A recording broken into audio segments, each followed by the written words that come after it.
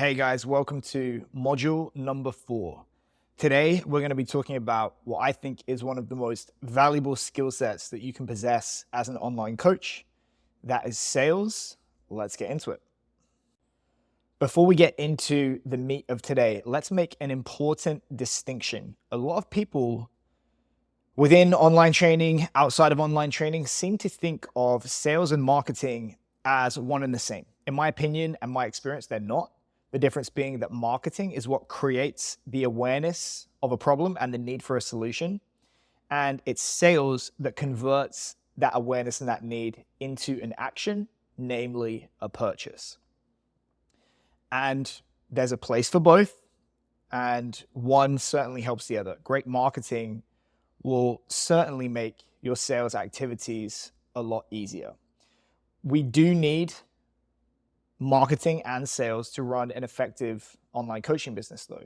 Now it is true, if we think all the way back to module 1 and also the audience module, there are going to be some people out there that based on your relationship to them and your previous activity, they are so pre-sold on you and anything that you want to put out as a product that they really don't need any conversion other than you just asking them to buy. The rest though, those who have the awareness of a problem and they're motivated to solve it, but for whatever reason, they're just not over the line yet to making a buying decision. These are the people that are going to need persuading in the form of a sales presentation, which is what we're going to cover today. And of course, there are other people still who maybe don't even have that belief yet that they have a problem and that it's an urgent or painful enough problem to merit solving. And it's these people that we need to put marketing in front of rather than a sales presentation. And we're going to be covering that in the content module. As we've said in previous modules, the likelihood of a sale is going to be highest when we maximize that ratio of the perceived value of what we're offering relative to the perceived cost. Value, of course, being the expected enhancement in well-being from consuming our product, both real and imagine. That can be the metric we talked about last week and the other stuff. Cost, of course, is being the amount of limited resources that they have to give up in order to get that enhancement in well-being. Primarily money, but of course, we have other limited resources like time, status, emotional energy, and so on. But the key word here to remember is that it's all about perception. It's perceived value relative to cost. And like we talked about in the product module, until the product has actually been consumed, all judgments being made about value relative to cost are theoretical and therefore highly influenced by communication. And therefore, the more effectively we can communicate value to the prospect, someone who's going to buy our product, and reduce the perception of risk, the greater that ratio is going to be, the greater the economic surplus, the greater the likelihood of a buying decision if and when we ask them to make it. Let's kick things off by talking about a few important principles that I want you to always keep at the forefront of your mind when you are selling to prospects. It could be in a live situation. It could be on a sales page in written format, like we're going to focus on in the second half of this presentation. But one of the fundamental truths of sales is that no is always the easiest word to say. As I've mentioned, time, money, energy, status, all of these things are limited resources. And as human beings, we learn from experience to be economical with how we spend our resources. Prior to money changing hands, the primary currency with which we pay people is with our time and attention. And when we're looking for ways to conserve that time and attention, we're always subconsciously looking for a reason to say no and stop paying that time and attention. So if at any time throughout that sales presentation, no becomes an easy word to say and to stop paying attention, the presentation is going to fail and there's going to be no purchasing decision at the end of it. And things which make no easy to say on the part of the prospect, number one is confusion. How are you supposed to buy what you don't understand or what isn't clear to you? So as a result, you always want to lean on the most simple, clear, and easy to understand communication when you're selling to people. Second is the idea of congruence. Are you who you say you are? Do you look like a credible source of information? Do you exemplify the results that you're trying to sell to prospects right now? Do you sound like an expert? Are you using the right tone, language, terminology that you would expect to come from a member of the group that you're selling to. Remember, we talked about insider status with that group. You want to put people at ease. Think about the principle of inversion that we've talked about in the product module. We're always trying to take the problem, flip it on its head, and prevent failure so that we can achieve success. So we're just trying to fundamentally, throughout the sales process, cut off every conceivable reason that the prospect might say no, so that eventually they can say yes. So if you have a highly motivated and well-qualified prospect, just removing those potential no's will get you most of the way there in terms of a successful outcome during a sales presentation. You never want to give them any reason to say no. Second important thing to take away from sales is that it's all about belief. This is a concept that I've stolen from Russell Brunson.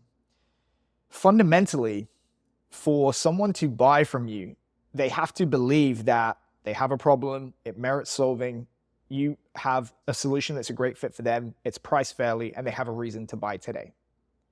By definition, if they haven't bought from you, it's because they don't have that belief in their head. And until that belief is broken, dislodged, and replaced with an alternative belief, namely yours, you haven't set the table for a sale. So tying into this, we need to understand how beliefs are formed in the first place. And if you read a book called Thinking Slow and Thinking Fast by Daniel Kahneman, he argues that we have two distinct modes of thinking, type 1 and type 2. The fast, reactive, emotional mind, type 1, is the first to respond. And the evolutionary advantage of this way of thinking is that it kept us alive when there was a lot of risk. So for example, if you're walking in the jungle and every time you see a stick on the ground or something that looks like a snake, if you treat it like a snake and immediately react, you're going to survive every single time. Now, the slow, logical, deliberative mind, type 2, only kicks in after type 1 has done its work. And the advantages of having slow, logical, deliberative thinking is that, of course, it allows you to solve complex problems, to think ahead, and basically plan. But if you're walking through the jungle and every time you see something that looks like a snake and you stop, lean down and think, what is this? Is it a snake? Is it a stick? You only need to be wrong once and you're going to die. And that's why we're hardwired as human beings to always react first with the emotional, quick, reactive type 1 mind, and then with the type 2, slow, deliberative, logical mind after the fact. And this is why it's just the truth of buying behavior. People always buy on emotional decisions and then tell themselves a logical story after the fact to justify the decision that they've already made. And we need to accept that reality and sail with the wind when we sell to people. No matter how scientific your product is, no matter how logical and well thought out your sales presentation is, you have to be pushing emotional buttons and telling a compelling emotional story, more on this in the next slide, first, and then give people logical reasons to appeal to that type 2 mind after the fact. One third thing we need to think about is there's a special group of people who are especially motivated by the idea of getting scarce things or getting things at the cheapest price possible. I call these people tire kickers, but we'll just be charitable and call these people economical. The idea of an expiring deadline or being able to get some extra bonuses that are going to be taken away or being able to get a price cheaper than everyone else. This is another thing that I like to pull a lever on during sales presentations. So the 3 legs of the stool that I always try and include in every single sales presentation is emotion, logic, and then urgency and scarcity. Now, done well enough, a good sales presentation should yield no objections because you've, like I said, taken an existing belief, broken it, dislodged it, and implanted, hopefully, the correct belief into their mind. However, if at the end of your sales presentation, there's any remnant of that previous belief left over, they're not yet ready to buy. If they are a qualified lead, this is when you're going to have to answer objections. So we're going to go through this loop, which we'll talk about later, of basically acknowledging the objection, reframing it, asking for a sale, and looping around again until eventually a sale is made or the presentation comes to an end. Third and final thing that we need to consider during sales is that all human beings are hardwired to tell and consume stories, because fundamentally narratives make it easier for our brains to store and make sense of knowledge and information. So for example, if I asked you to tell me the moral of the following stories, I bet you could do so very easy. Adam and Eve, falling from grace, the hazards of women. The boy who cried wolf is don't tell lies. Icarus, the dangers of ambition. Thomas Edison failing with 10,000 light bulbs. Perseverance. Storytelling achieves a number of objectives that make communication easier and more effective in a sales context. One is we're much more likely to get and keep attention. I can tell you the moral hazards of telling lies, or I can tell you the story of the boy who cried wolf. You're definitely going to retain more in the second example. The second is that we're able to present information in a more digestible format. We have this narrative bias that helps us to organize facts in our head, and that is why stories are so sticky. And for example, like dry technical talks are not, even though they may contain the same moral and the same information. And the third reason that is, if we tell the right stories, we're going to be able to get who we're talking to connect with us emotionally and to create a sense of affinity, as long as we're telling stories that they can relate to about our own experiences. And as we said, it's really important to be perceived as someone who is known, liked, and trusted in order to do business. And this last aspect is really important because, in my opinion, in exercise, fitness, online coaching, selling, training online, it really does just boil down to the belief that you're a trustworthy, likable person, and you're a relatable authority on that problem. Customers have to believe that you have been where they are now, you've broken through the other side of that, and you can now draw on those experiences, your knowledge, your expertise to help them achieve the same results that you have, but faster, cheaper, easier, all that good stuff that we talked about during the product module. So in my experience, relating to someone through storytelling and shared experience is much better for overcoming sales resistance than just overselling. A Ryan Serhant quote that I really is that people hate to be sold to, but they love to shop with friends. And that's why it's so important, in my opinion, to put people at ease, be relatable, and to adopt a friendly tone in your sales interactions. And storytelling really does help you to do that. So with those three principles out of the way, let's now talk about the broad structure of the sales process. In my experience, it can be broken down into three distinct phases. The first is about establishing the awareness of the problem and the motivation to solve it. As I mentioned, we should have laid the groundwork for this within our marketing, typically in the form of content. But this is an implicit thing. Within the sales presentation, we're going to do it explicitly to point out this is a problem. This is why it's going to merit solving now. And we're setting the stage for the second part of the sales presentation, which is presenting your solution. And we're going to do that through the three lenses that we talked about in the previous slides: emotion, logic, and urgency and scarcity, all with a view of maximizing the perception of that value to cost. The final section is what's known as the call to action or closing. That is where you're basically initiating the customer relationship. In live selling situations, this will be the stage where you hear any objections and you have to overcome those. If you are writing in written format, cross your fingers and hope for the best. In this section, we're going to cover pain and agitation. We have a few key goals here. The first is to build rapport and put the other person at ease.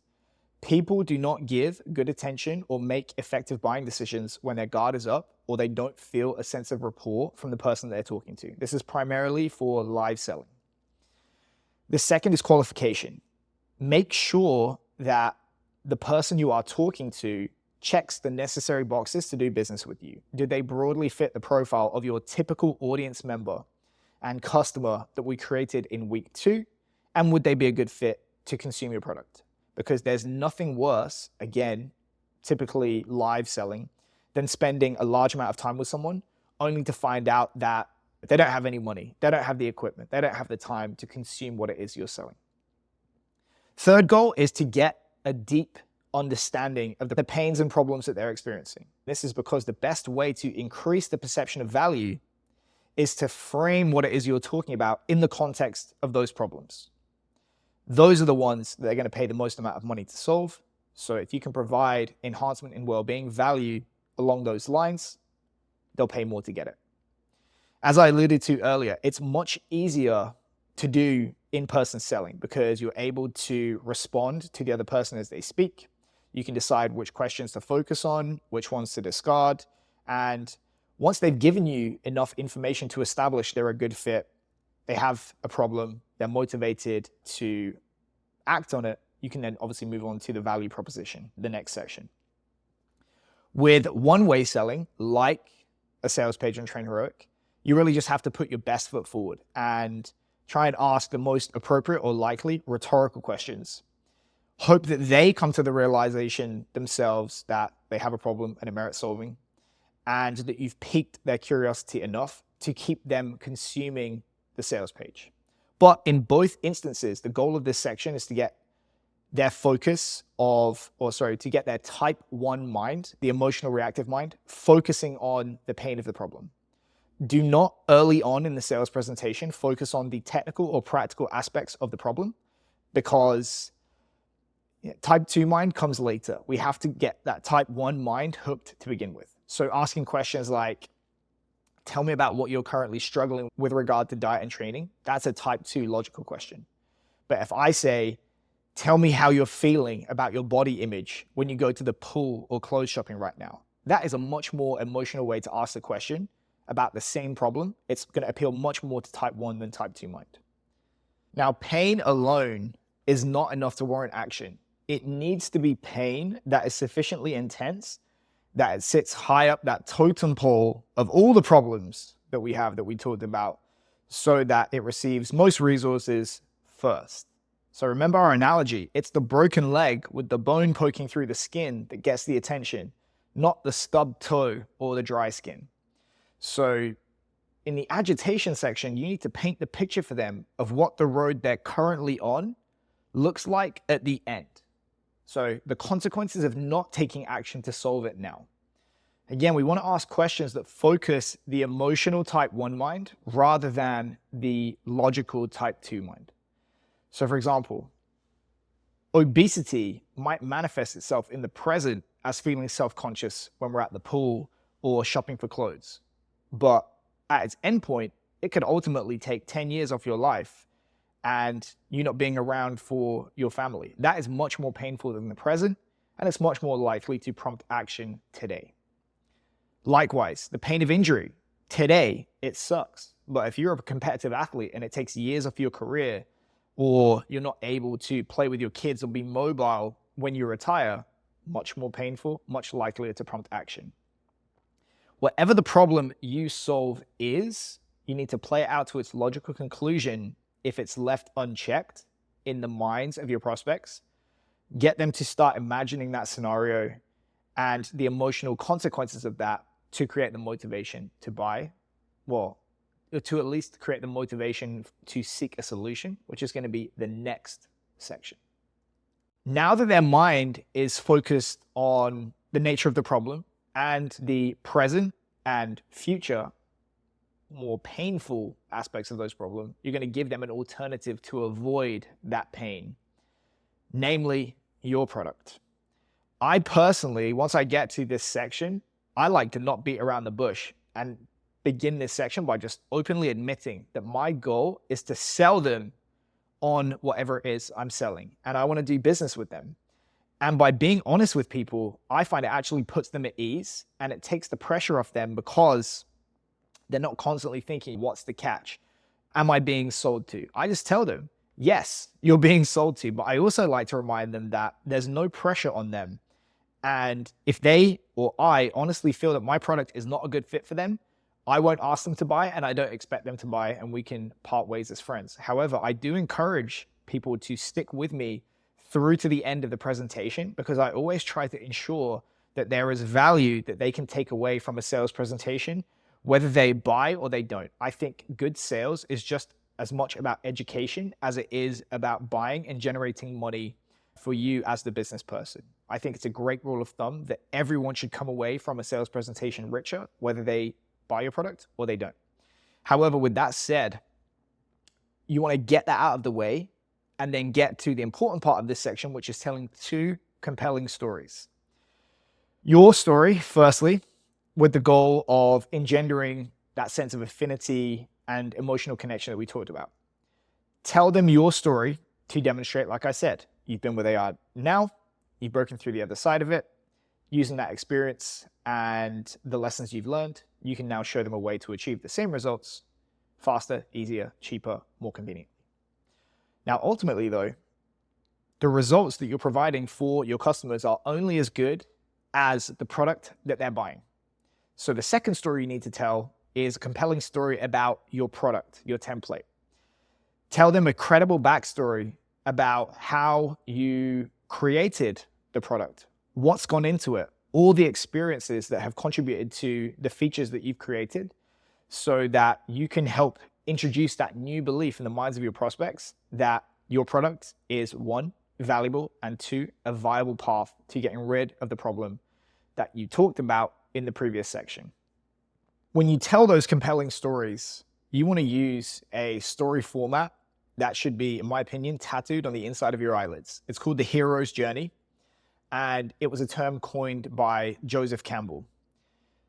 And if you read his book, he basically makes the argument that for millennia, regardless of a time in human history or where in the world, we all tell stories adhering to this format. And here's how it goes.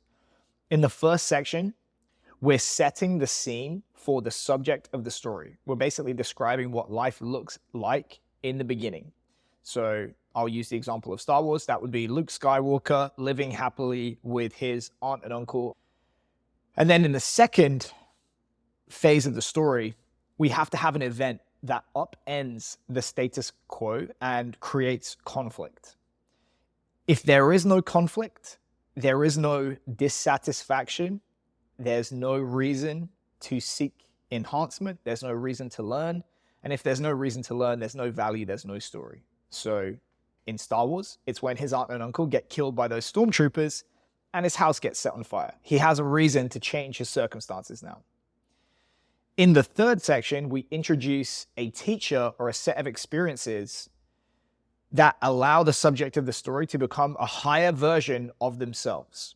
And in this section, we want to talk about those lessons and the difficulties experienced throughout those lessons. That would be Luke Skywalker meeting Obi-Wan Kenobi, who shows him the ways of the Force. In the fourth section, we have to provide a reintroduction of the conflict from section 2 or some other set of events that provide the subject of the story with an opportunity to overcome what had previously defeated them or caused that conflict to them. So you basically have to slay the demons. And that would be when, in Star Wars Episode 4, he uses the Force to blow up the Death Star. And then in Stage 5, there's a resolution to the story, which describes what life looks like now that the demons have been slayed and you return to regular life. And in Star Wars, this would be where he gets the medal at the end of the movie with Leia and Han Solo. Just remember that however you choose to tell your story, you want to be telling a story that is easy for your audience to connect to. You should be describing challenges and conflicts that they can relate to, because an important thing to remember with storytelling with regard to sales is that you and your prospects are essentially on the same hero's journey story. You're just a little bit further ahead. You're in the resolution phase, they're in the conflict phase, and you are going to be the teacher that appears during the learning and the transformation phase. So you need to make sure that you're telling a story that is relatable. Everything we've done so far has appealed to type 1 emotional thinking, asking emotionally geared questions to focus on pain and agitation, telling compelling stories about ourselves and our product that people can connect to. So assume by now that type 1 mind is as persuaded as it's going to get. So now we need to start making a strong, logical, value-based proposition, namely what enhancement in well-being a prospect can expect as a result of buying and consuming our template. So to adequately convey the benefits of your template, you just want to invert the specific ways in which that primary problem will be manifested in the minds of your clients. As we discussed in previous weeks, you want to boil this down to its root cause. So to reuse the example of fat loss from previous weeks, we know that the inability to lose fat fundamentally stems from an inadequate or insufficient calorie deficit. However, the root cause of this problem might be one of emotional eating or lack of preparation or insufficient time to eat well, and so on. Therefore, in addition to highlighting the improvements in that primary metric or result that we talked about, the benefits that we want to draw attention to in our sales presentation might be a greater understanding and control of emotional eating, improved ability to prepare and organize meals, learning how to prepare and eat healthy food when you're time-starved. This is how we would flip the manifestations of those problems into benefits. Obviously, when your goal is to convey maximum perceived value, which is what we're trying to do in this section, the benefits that you're highlighting should be an exhaustive list. Do not be shy in this section about telling people how their well-being is going to be enhanced as a result of consuming your product. As long as you are doing so ethically and you can make a strong logical case, talk through every benefit in this section. So if benefits are the results, improvement in those metrics, or the removal of pains or problems experienced, features, as we discussed in the product module, are going to be those structures present within your product that facilitate that enhancement in well-being or remove those problems or those pains. And for each feature, you want to adopt the structure of saying what it is, what it does, how it looks like, how it works, and then try to draw a direct line from this feature to a particular benefit or enhancement in well-being. And in the previous section, we were talking in general terms. So for example, improved ability to understand and control emotional eating. But what we want to do now is be specific in the benefits that we talk about. So for example, if we use hypertrophy for rugby, we've talked about this a lot. We could talk about one feature being scientifically informed training splits that work with rather than against sport practice. As such, you'll be able to keep pushing hard in the gym and providing a strong stimulus for hypertrophy while avoiding excessive or poorly timed fatigue. So you can rest assured that you're not going to be carrying heavy legs or tight hamstrings onto the field. It's a very specific benefit that we're talking about here, rather than just saying reduce injuries and improve performance. Again, this list of features should be exhaustive in nature. Each feature provides enhancement in well-being. The more features you talk about, the higher the perception of value is going to be, the higher the likelihood of a sale is going to be. By the time we've talked about benefits and features, hopefully we've done a really good job of maximizing the perceived subjective value of our template. We've identified they have a problem. We've motivated them to solve it by twisting the knife. We've told a compelling story about ourselves and our product that hopefully makes us more trustworthy, likable, relatable, creating connection to the person consuming the sales presentation. And we've made a strong logical case that the product, the template, contains all the necessary features to achieve a great result and enhancement in well-being. Now the task is to reduce perceived cost, and we'll do so first through price. When it comes to price, I personally never hide it, but I also don't put price front and center before I've got to this stage of the sales presentation. If they're desperate to know within a live sales setting, that's a great buying signal. You can just answer anyway. Likewise, if it's on a sales page, they can just scroll to the bottom of the page or skip to that section. But outside of these instances, I don't want to talk about price until I'm sure that they're in an emotional state of wanting to make a change, and I've made a strong logical case about the value that they can derive from consuming my product. But once I'm ready, I tend to tell them the price, and then I use a technique called anchoring to try and immediately break it down. This is a psychological bias. And What we want to do is we want to compare our price to something much more expensive that they might have already invested in. We also want to use this concept of commoditizing your price to break it down into a smaller unit. So, for example, cost per week, cost per session.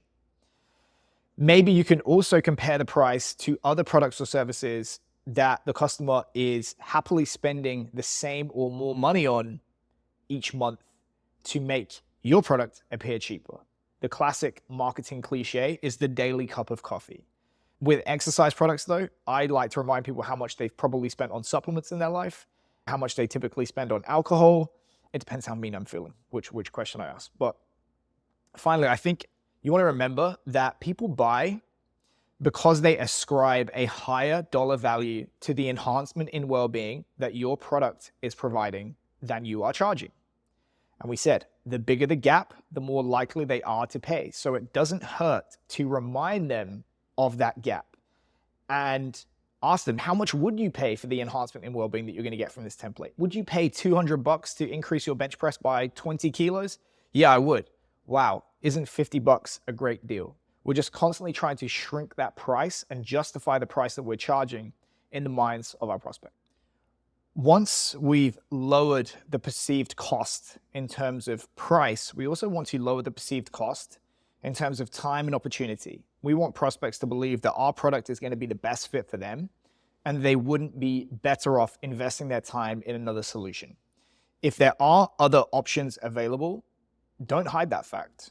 I would not make problems for yourself by naming and shaming specific competitors and talking shit about them, but rather I would just speak in general terms about what other options or categories of product are available to your prospects. And then you just want to make a good faith argument about why you think yours is the best for your prospects at that time. What aspects of your template or about your story or that of your product are best or mean that you are best equipped to provide value and enhance the well-being of your audience? Of course, it's possible that your competitors or other options out there might be stronger than you in some regard of their offering. But remember, there's no free lunch. For example, if the program is super hands-on and individualized, it's not likely to be cheap. And there, of course, are going to be buyers out there that would prioritize price more than individualization. If the program was designed or sold by someone that hasn't worked as long or as deeply with that audience as you, guess what? It's not going to be as good of a fit. Maybe your competitors don't offer a guarantee, but you do. Maybe they don't offer the same level of customer service and support as you. Just concentrate on identifying where you are strongest and drawing attention to it when you make those comparisons. I would not draw attention to the fact that your competitors are necessarily stronger than you in some regards. So in the previous section, we've tried to make the good faith argument that our product is the best fit for our target audience. Now in this section, we want to do the reverse and actively highlight who our product is not for. Think about it like the hottest nightclub in town. What makes you want to go there? It's the fact that they've got that velvet rope, it's exclusive, and they actively turn away people that they don't want as customers. It just taps into this tendency that we have to seek scarce things, regardless of what it is. People say we can't have something, we want it more. And that achieves two things. One is that you're going to turn away people that are probably going to be your nightmare customers. These are the people that will make the most problems for you. They're going to ask you for the most refunds, and they're going to do the most amount of damage to your brand. But you are, on the other hand, going to appeal more to your ideal customers because they're going to feel specially selected and invited to consume your product. And they are going to perceive that product to be more valuable because it is more likely to be designed with them in mind. So in this section, you want to be explicit about who your product is and is not. For me, when it came to rugby templates at Rugby Strength Coach, I always used to say, I don't train kids, long-term rehabs, people who train at home, novices, people who are impatient, and people who are lazy. But in the event that you have identified someone either in a live setting or on a sales page, once you identify that someone is not a good fit for your product, you want to act as what is known as a fiduciary. That is someone who is duty bound to act in the interest of their client or their prospect, even when it doesn't align with their own interests. So I always try, especially in live settings, that if I feel someone is not a good fit for my product, my services, that I'm recommending alternatives for them who might be a better fit. One psychological bias that we all possess is the instinct to outsource our decision-making to external factors. When we lack expertise or experience to be able to discern a good investment or a good buying decision from a bad one, we try to lean on social signals to help us inform our decision. We ask ourselves, what was the experience of other people consuming this product? What do previous customers say about the business? What does it look like when people consume or experience the product? What do important governing bodies have to say about this person? Does this person look like they eat in their own restaurant? Have they worked with anyone famous or notable? If they have, it must be good because these people are super smart and well-informed. Have they been featured on any prominent media that I might be familiar with as the prospect? Oh, wow, they were on this podcast. Only the best people appear on that podcast. They must be smart. How many followers do they have? Oh my God, they have 100,000 followers. They must be a genius, and so on. In my experience, when it comes to social proof and reducing the perceived risk or cost in the minds of your prospects, there is no upper limit to the amount of before and afters, testimonials, and case studies that you can draw attention to, because these things relate literally to the value or result that you are trying to provide your customers with when they consume your product. However, if you're just starting out and you don't have these things available to you though, you are going to want to lean more heavily on the rest. Probably going to be about you, your personal achievements, your accreditations, and any kind of presence you have in either online media or traditional media. A final thing we can do to reduce perceived cost is to offer a guarantee. Now, do guarantees cost you money? Yes, they do. Are they annoying and irritating when people try to game the system? Yes, they are. But generally, guarantees tend to bring in more business and convert more people than they cost you when you have to fulfill on those guarantees. If I had a guarantee that adds $10,000 of revenue, but I only have to refund $1,000, it's still a net $9,000 gain, regardless of how frustrating it is. As a rule of thumb, the less conditions you apply to a guarantee and the more dollar value applied to a guarantee, the more attractive of an offer it becomes. For example, offering 100% satisfaction that's open to interpretation or your money back, or if you offer some kind of multiple of what they paid, like double or triple your money back. These kinds of guarantees are much more attractive, but they're also much likelier for people to try and take advantage of them and game the system. Conversely, a guarantee with extreme strict conditions applied to it, or only offering a partial refund of what people have paid, that's going to be the least likely to be perceived as valuable. It's going to do the least amount of heavy lifting in terms of converting people to your product. I personally like to adopt a balance of the two. So where possible, I will link a guarantee to the primary metrics that we're trying to improve with our product. And I try and link it to actions that will require the customer to effectively uphold their end of the bargain. So just as an aside, I also like to try and match the guarantee to what it is they paid to me. So it's 100% money back guarantee. For example, we might offer, using the example of our hypertrophy template, a guaranteed increase of 5 pounds of scale weight in 8 weeks or less, contingent on me being able to log in and see the customer completing every session within Train Heroic. If you can't frame your guarantee through the primary result, you can always put a time limit on it to try and limit the ability of people to game the system. For example, 7-day money back guarantee on an 8-week template or a monthly subscription. It's enough time for people to get a good idea of the programming, what it's like to consume it, if it's a good fit for them or not. But it's not so long that people can basically consume the entire template, get great results, and then say, I don't like it, and ask for a refund. Use your judgment about what is going to be the most appropriate guarantee for you to use with your template, if one is applicable. So we've appealed to the type 1 emotional mind. We've appealed to the type 2 logical mind. Now we're going to pull that third lever, that third leg of the stool that we talked about, urgency and scarcity. The inherent human desire to seek more stuff, namely bonuses, cheaper prices, discounts, or something sooner rather than later, deadlines. For bonuses, the limit is really your creativity, but you want to make sure that you're giving away something that your audience actually wants as a bonus to make that offer more desirable. If you have no money, I would recommend that you just give away higher levels of service in your time. So things like onboarding calls or Q&A sessions. But if you have the money and you're looking for something more scalable, you can certainly give away physical products to accompany your template, like protein shakers, supplements, clothing, you name it. Discounts can be simple, i.e.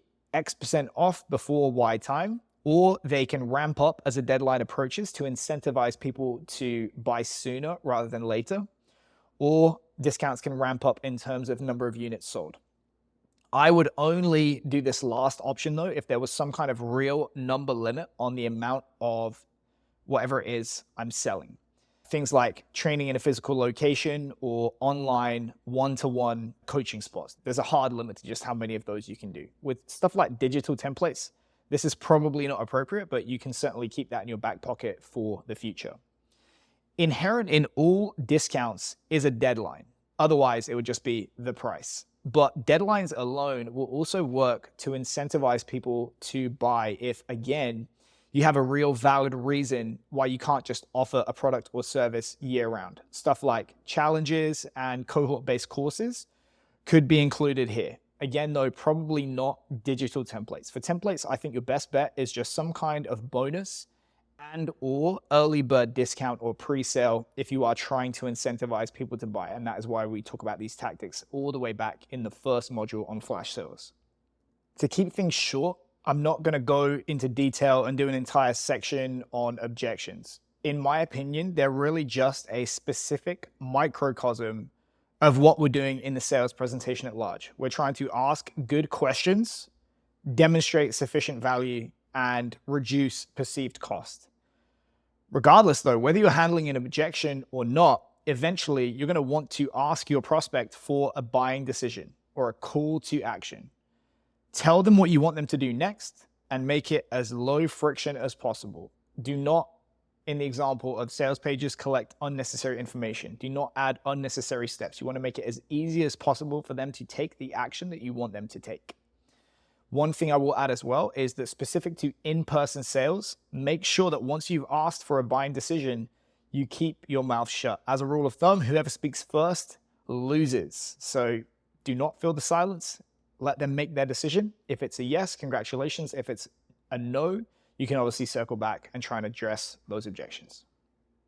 So everything that we've covered up until now within this module, these are the overarching theory and principles that go into every sales presentation that I make, whether that is in a live setting or a standalone format like a sales page, whether that's in person or online, regardless of whatever platform it is that I'm selling on. However, as I've said, for a few different reasons, including simplicity, speed, the fact that it's quite a forgiving medium, I recommend that you sell your template within the Train Heroic marketplace using their sales page functionality. And for that reason, the remainder of this presentation is going to focus on the practicalities of getting that done within Train Heroic using the sales page builder. And we're going to cover each of the sections that you see on screen for the remainder of this presentation. The tagline is just another way of saying headline. And we've not covered it thus far because it's specific to selling in written form, sales pages, print media, all that good stuff. And quite frankly, it's a whole skill in and of itself. So you do need to be prepared to practice writing headlines and taglines.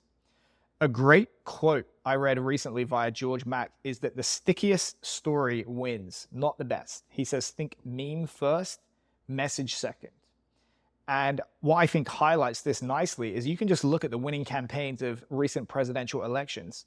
And I don't think it's an accident that the victor normally had the stickiest, more memorable message. For example, we can all remember who won with Make America Great Again. We can remember Yes, We Can. We can remember It's the Economy Stupid. I cannot personally remember the slogans of the candidates that lost in those elections. And it was, in case you're wondering, Donald Trump, Barack Obama, and Bill Clinton. So you have to remember that everything prior to money changing hands is about attention. They pay us with attention until they buy. And a good tagline is the initial grab of attention that sets the stage for us to make the rest of the sales presentation. Seth Godin, in his book Purple Cow, uses the purple cow as an analogy of what we're trying to achieve within sales and marketing. We want to be the cow that when people are just driving past on their holiday, they're not just blocking us out because they've seen 100 other cows that look like a regular one. It's the purple one that makes you turn your head and pay attention. That is what you're trying to do with your written tagline within Train Heroic. And you get extra points if you make it abundantly clear in your tagline who it's for, and if you pique enough curiosity and interest to get the prospect to keep reading. In my opinion, with written sales, the goal of each section is to capitalize on the attention that you bought in the previous section and provide enough value and curiosity in this section to get them to consume into the next section. Ways that I think you can do this is how-tos. For example, how I increased my bench press by 20 kilos in 8 weeks. Questions. Do you know the number one predictor of future injury? Curiosity. His fat loss took off like a rocket after he made this one simple change. Lists. 10 things you must do to be able to bench press 315 pounds by this summer. Urgency. Time is running out if you want to be beach ready. The slap is basically just, I guess in NLP they would call it like a pattern interrupt. But you almost want to shock people into paying attention. Rugby players, your conditioning sucks, and here's why. That's certainly going to make you pay attention rather than, hey, this is a really great way to improve conditioning for rugby. Now, images are used throughout the sales page builder in Train Heroic, but I'm just going to tackle them all in one section here. I think the biggest thing you need to think about with images is congruence. Remember, early on, people are constantly looking for reasons to disregard you and stop paying attention. And a surefire way of doing that and setting off their bullshit detector is by using images that don't fit the audience that you're talking to or the product that you're trying to sell. As an example, stock images of women wielding chrome dumbbells if you're trying to sell a powerlifting template, or some fitness model with atrocious sprint technique when you're trying to sell a speed template. You don't want to give people an excuse to switch off by being lazy with your image choices. So my recommendation is that you only go with stock images if they're an appropriate fit for who you're talking to and what you're selling. Otherwise, I think you should take every effort to use your own images on your sales pages in the highest resolution that you can. It used to be that cell phone images were not high enough resolution, but I think today it's no problem because the cameras are so good. But make sure that they're clear, crisp images with high resolution. You also want to take simple images. Busy backgrounds or images with tons going on in them, they're not a good fit for sales pages, in my opinion. If you don't have images that fit the bill there, I recommend that you just edit them with things like background remover or other editing tools available on free platforms like Canva, for example. You just want to make sure that the images are a good fit for your sales page and that they also flow well with the overall look and feel of the page.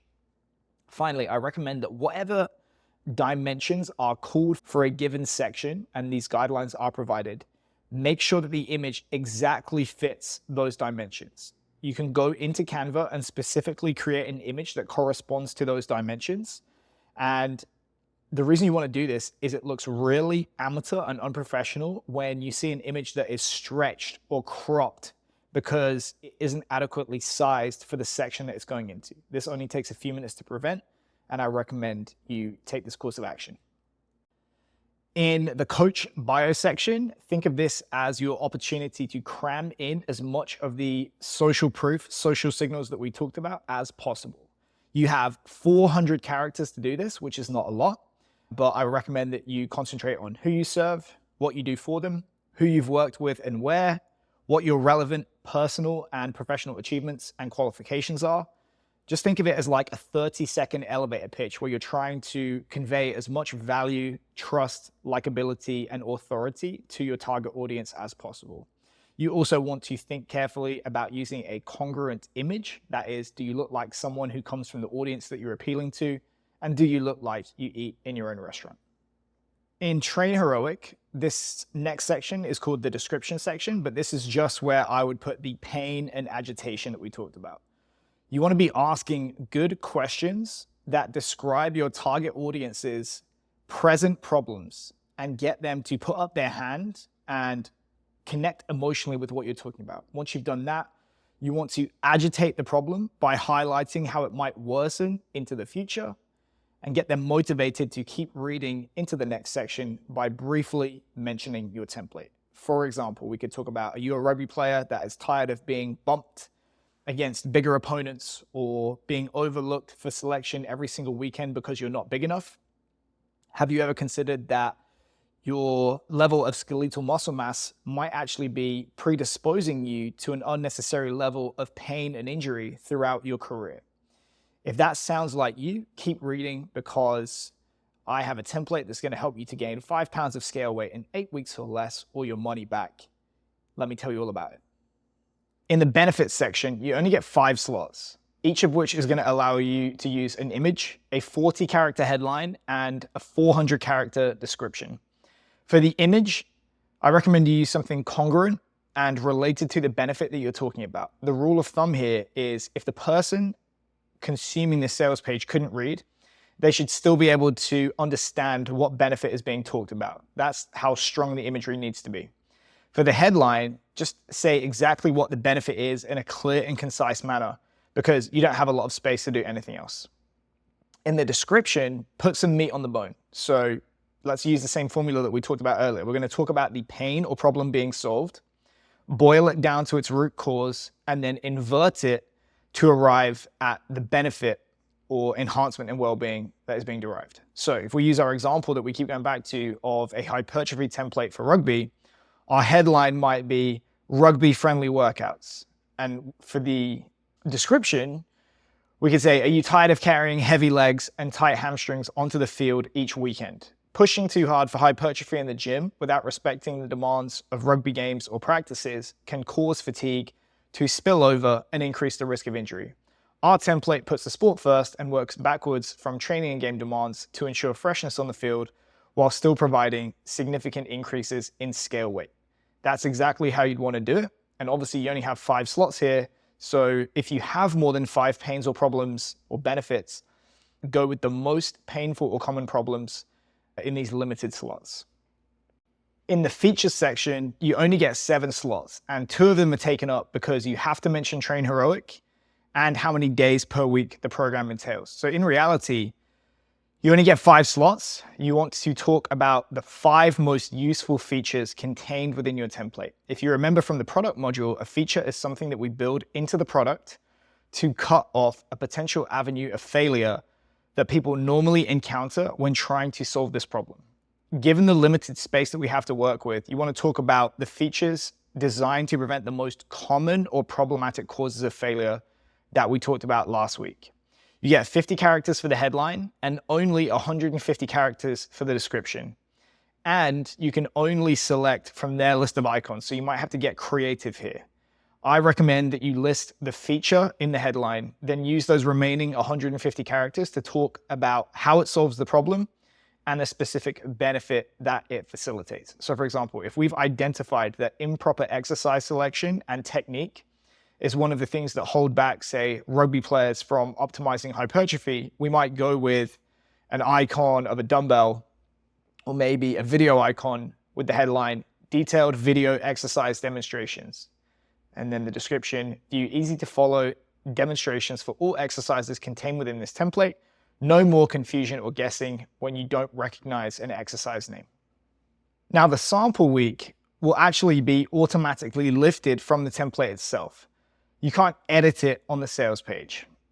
And bearing that in mind, you need to remember 2 things. One is it's the sizzle that sells the steak. Remember, people want novelty and attention-grabbing stuff in their training. They value it more highly. Remember also that until they actually consume the template, judgments about value are going to be based entirely on perception. So nobody is going to care what weeks 2, 3, 4, and beyond look like and how exciting they are if week one of the program looks like an absolute snooze fest. You need to make sure that you're putting forth the best account of your program on the sales page itself. So go back and look at your template. Look at week one through the eyes of the consumer.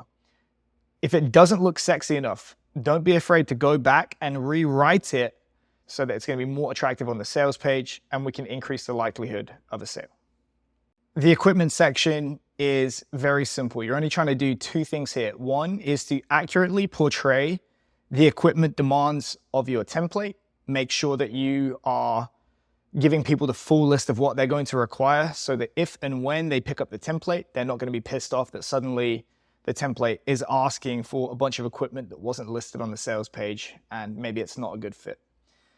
You may also want to draw attention to any particular advantage that your template has from an equipment perspective. The only two that I can think of is if for whatever reason your template entails the use of some kind of new or novel piece of equipment, or it involves minimal equipment and it's a more accessible plan for a wider base of the population. The social proof section is really just a section for testimonials and case studies. You have space for a name, a headline, and a description. The name is self-explanatory. For the headline, whatever result or social proof carries the biggest clout, that's what you want to go with. If they don't have a particularly recognizable background, go with a summary of their results. For example, increased his bench press by 20 pounds in 8 weeks. If, however, they do have a notable resume and you can piggyback off of it, go with that. Something like 50 caps for New Zealand rugby. You want to use the remaining 300 characters in the description to tell the story. Use those stories that adhere to the hero's journey format that we talked about earlier. Setup, conflict, and that should be a common problem that your audience faces so that people reading this sales page will be able to connect with the story. Learning, i.e., what did your product do for them? Because remember, we're trying to convey value about the product. Transformation, talk about what the impact was of the results as a result of this change. And then lastly, resolution, so how things are better now. For testimonials, I would advise you to try and guide the people writing testimonials for you with your questions so that you are subtly reframing common objections within the testimonial. You can ask things like, was it worth the money? Or who do you think this would be a good fit for? Or did you have enough time to complete this template within a typical working week? When it comes to case studies, because you are writing it on somebody else's behalf and it's just going to be inherently less believable if you adopt the same approach, I would just try to focus on what you did, the results, and try and let the results speak for themselves. After the social proof section and just before the buy button, you get to write what I call the closing statement. So this is where you want to put on your lawyer's hat. When a lawyer finishes trying a case, they try to summarize the entire case into one pithy closing statement that makes a bigger, more complex message easier to consume and digest. And the most famous example that I can think of is Johnny Cochran in the OJ trial, where he said, if the glove does not fit, you must acquit. 9 months of a case condensed down into one line. I personally like to use what I call the red pill, blue pill. So I paint the picture of them being at a crossroads. If they were motivated enough to click on the sales page, read it, and consume all the way to the bottom of the sales page, they've already subconsciously acknowledged to themselves that they're dissatisfied with the status quo. So now they are faced with the choice of staying on that path or making a change. And of course, change might be a little bit painful and risky, but you're exposing yourself to some kind of upside, some kind of improvement. Whereas if you stay on the status quo, you are guaranteed to fail. And I always ask, which is it going to be? For the FAQs, it's exactly the same format as the testimonials. FAQs are just objections in disguise. So whatever reasons people are giving to you for not buying, you need to rephrase that as a frequently asked question. And then underneath that, you need to break that belief and reframe it with your correct belief. This is also an opportunity for you to requalify and disqualify people who maybe snuck through the net earlier up in the sales page. And primarily, as I said, it normally comes down to 3 objections: time, money, and fit. When it comes to time, the reframe is that they're probably spending more time elsewhere in their life on something else. So it's not necessarily a question of time, but priorities. And you can reframe this by saying, if it's really important to you, you'll find the time. If it's not, you won't. Money. Like I said, you can anchor the price lower by breaking it down or comparing it to other outcomes or alternatives that are significantly more expensive. When it comes to fit, you can reframe with things like guarantee, who should and who shouldn't buy your product. And you can also provide further evidence on what a great track record you have at getting results for people just like your target audience. You can also refer back up to the social proof section if you want. This brings to a conclusion the theory. I'll see you in the other video for the walkthrough.